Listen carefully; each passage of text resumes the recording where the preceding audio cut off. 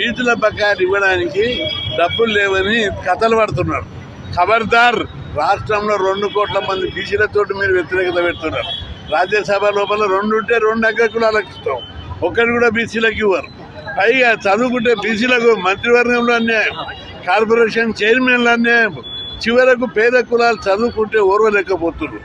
Engineering, degree, PG చదువుతుంటే ఈ కులాలు చదువుకొని పైకి వస్తున్నారు. వీళ్ళు మా దగ్గర జీతగాళ్ళు లేరు, లేబర్ లేరు అని చెప్పి ఈ ఖర్చుతోటి, అసూయతోటి, దేశంతో మా కులాలను దెబ్బతీసే కుట్ర జరుగుతుంది. ఖబర్దార్, మేము తెగించున్నాం, రోడ్డు మీద ఉన్నాం. నువ్వు అధికారంలో ఉన్నారు, మేము అంతా కుప్పలు పిల్లలకైతే స్కాలర్షిప్లు, ఫీజు రియంబర్స్మెంట్, అవినీతికి పాల్పడుతున్నారు.